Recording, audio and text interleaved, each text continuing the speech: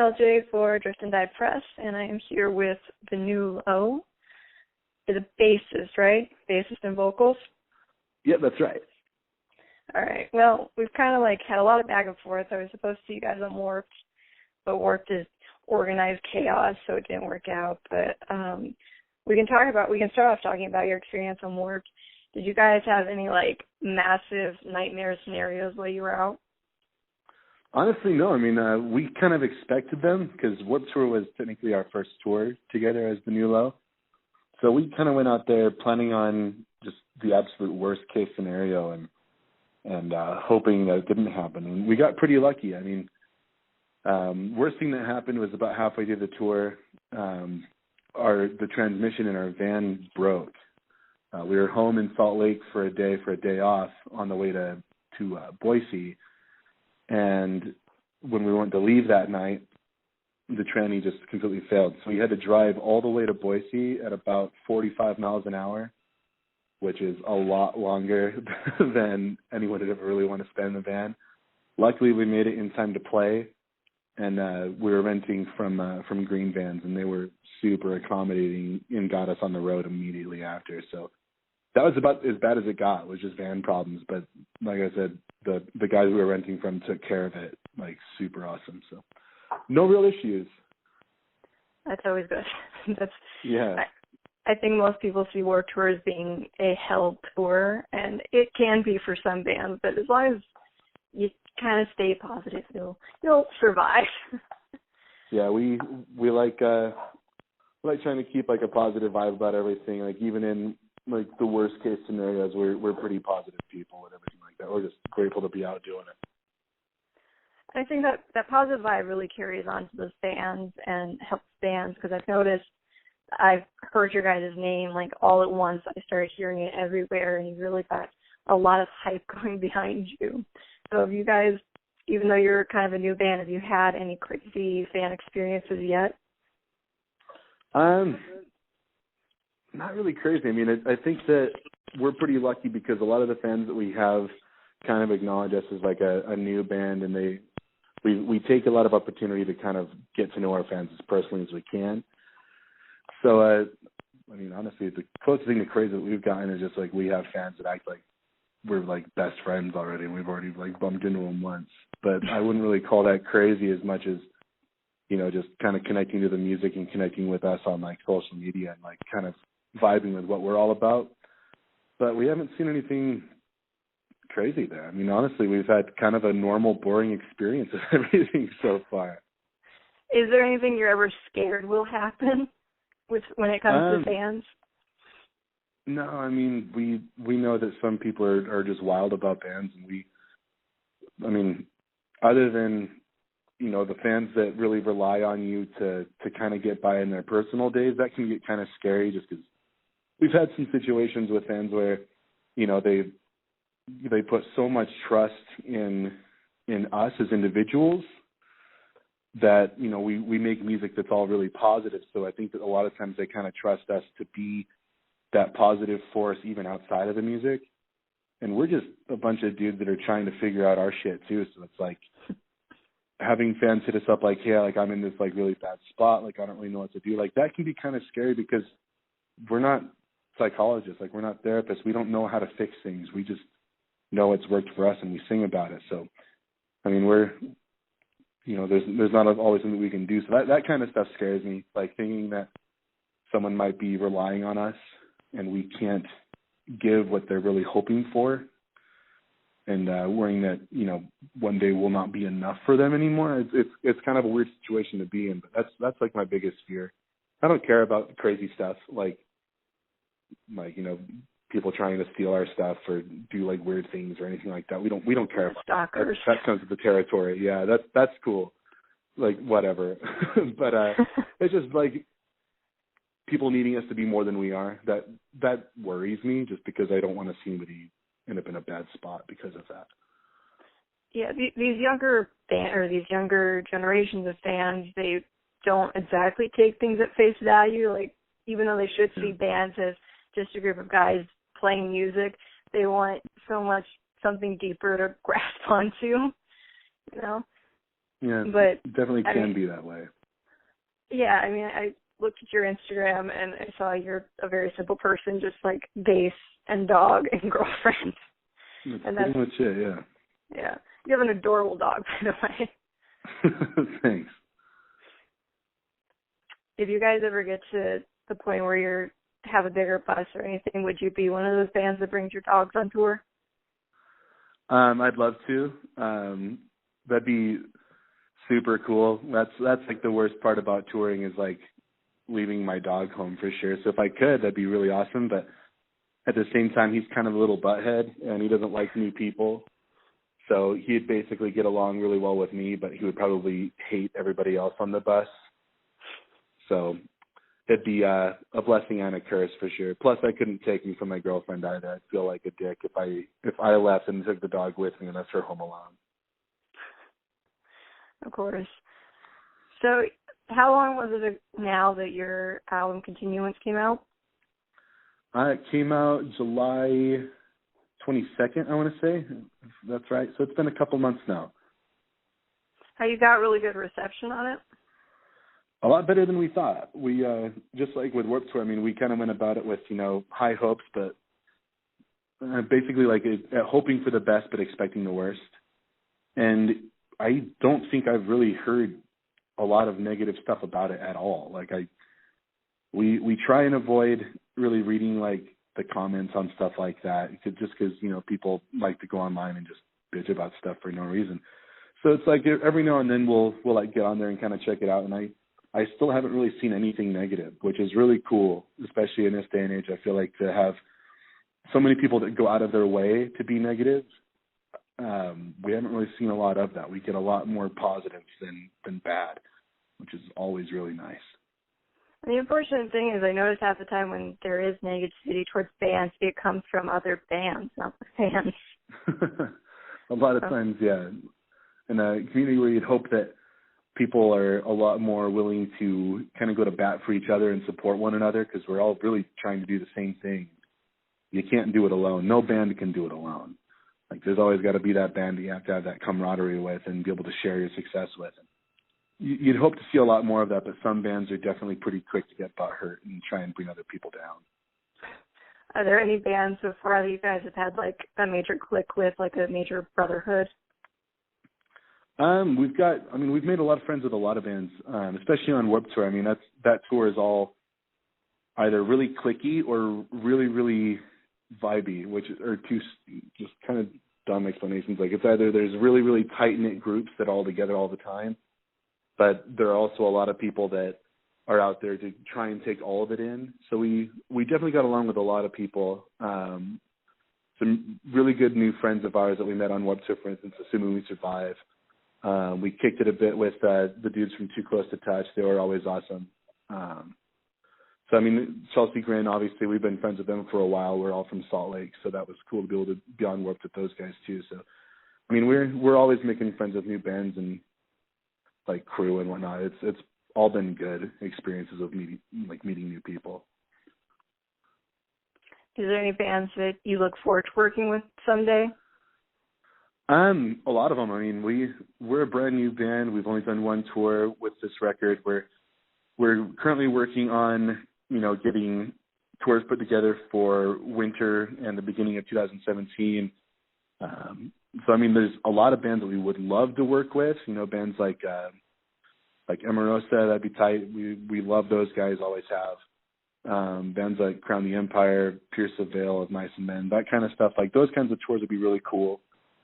We'd love to tour with, like, our dudes in Assuming We Survive. The guys in Too Close to Touch, we'd love to do a tour with them.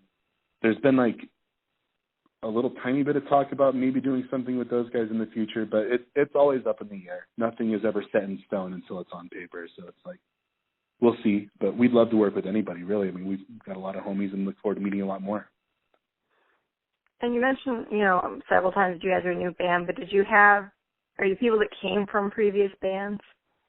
Yeah, I mean, we've all been playing music since we were like teenagers, so we've done like a lot of other bands. A few of us used to be in a band called Hearts and Hands that kind of fell off on the way, like by the wayside, and we decided that we didn't really want to do Hearts anymore, so we just kind of started over again as the new low. Like Garrett, myself, and Chris were all in that band, and now we basically brought Corey into the picture and on drums, and I mean just the overall vibe with how everyone gets along and the way that we write music now is very different than Hearts and Hands, because we had a couple lineup changes there, and it's just better. So it felt like a new band, and the new low has definitely been a night and day difference. Yeah, and I definitely have a decision that I think is best for a lot of bands, because you do see these bands that they burn out and then they try to pull it back when they just shouldn't. And sometimes a fresh slate is way better. So who does, as far as lyrics are concerned, the primary writing in your band? It's honestly kind of a mutual thing. I mean, we lyrically, where Garrett and I are both singing kind of half and half there, we kind of write half and half as well. Garrett's a great lyricist. He's really good at writing kind of like more third party, like, you know, just really catchy stuff. And I think that one thing that I brought to the table there is making it a lot more autobiographical and more personal, I guess. And my thing has always been, like, I really love a good hook. So lyrically, it's Garrett and I half and half. We'll get in a room and we kind of share lyrics that we've written and then kind of expand on that back and forth. And that's 100% how Continuance is written. Musically, it's kind of all of us. Like we'll send skeletons back and forth, just like, hey, here's a riff, let's work on this, and then we'll all get together.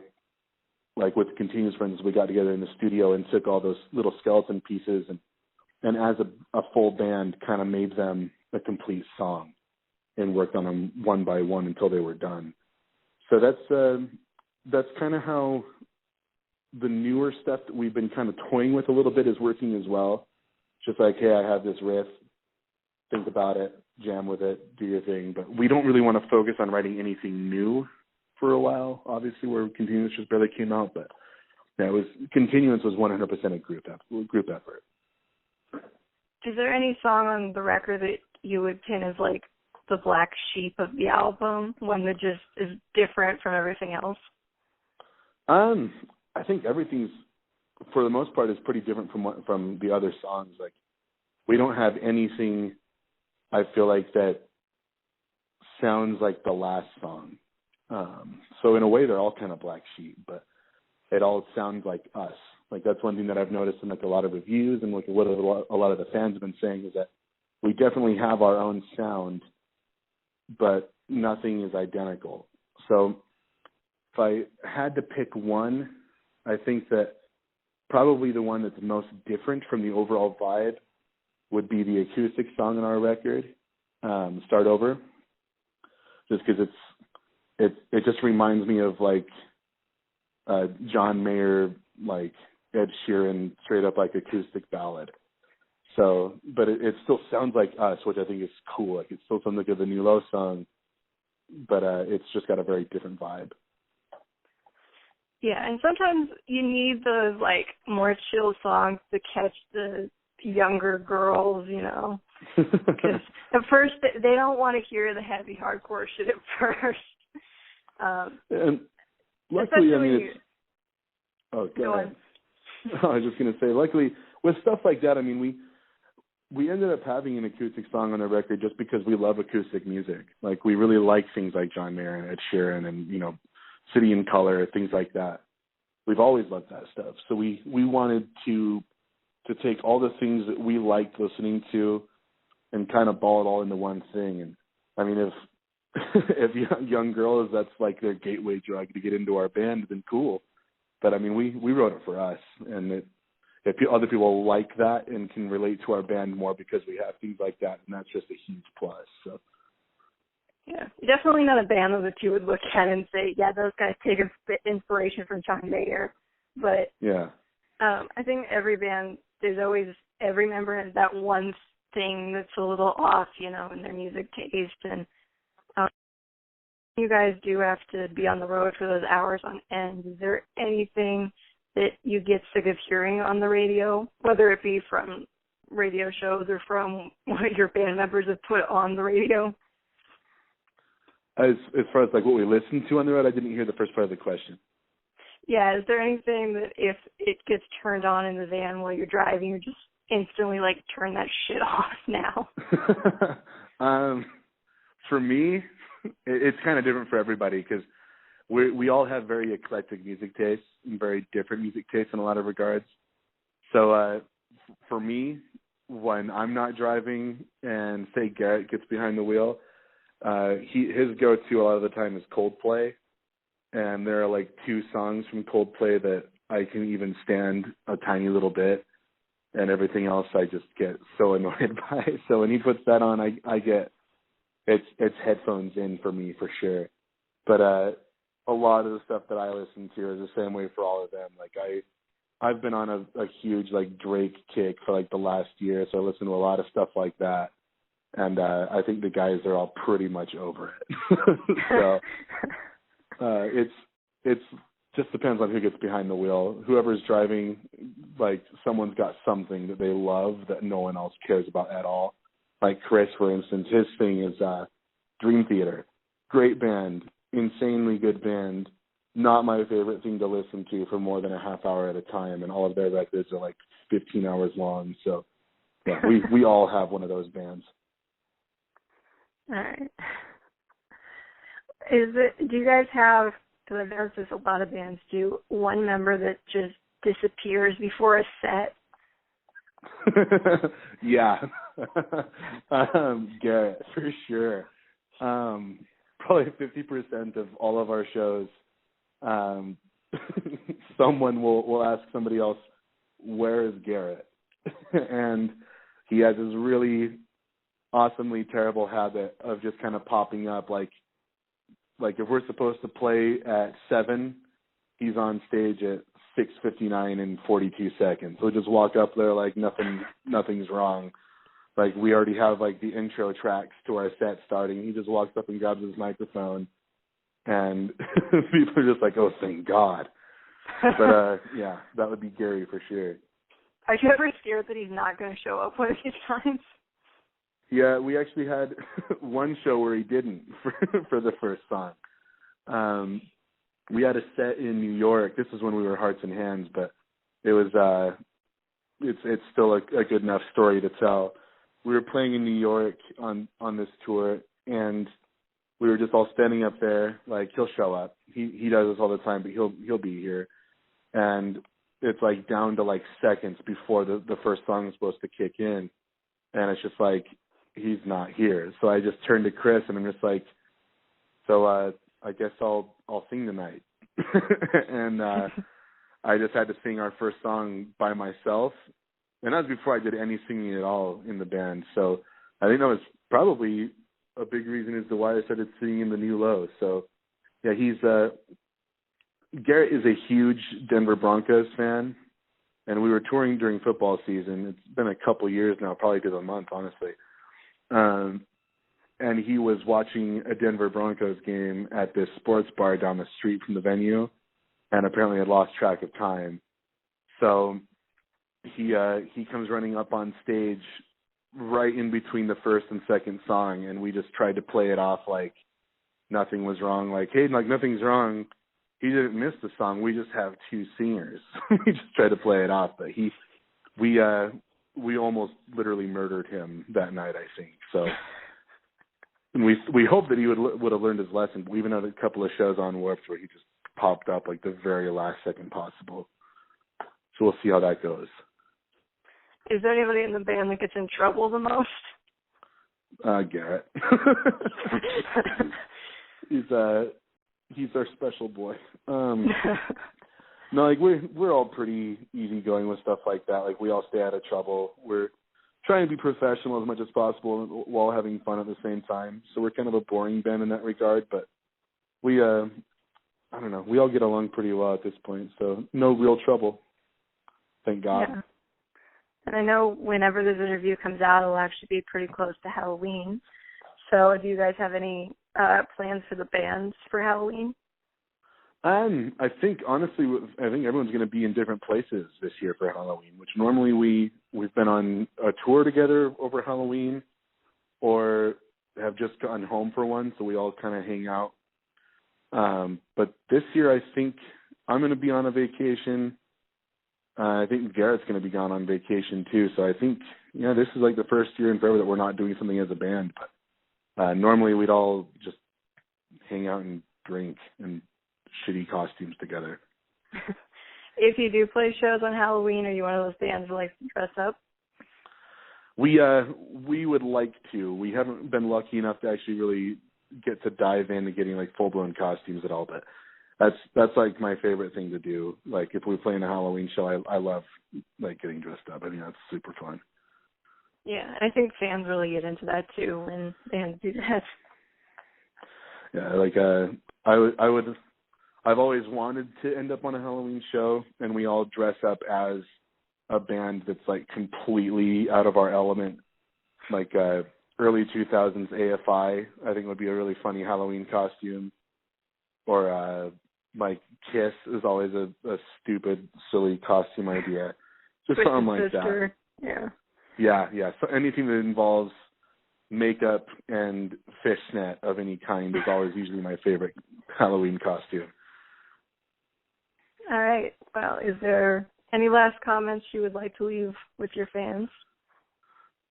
Just we're looking forward to getting back on the road and seeing all of you guys again and meeting a lot of new people as well. So keep on the lookout for new music or rather music videos from us in the next little bit here, and fall announcements coming up too.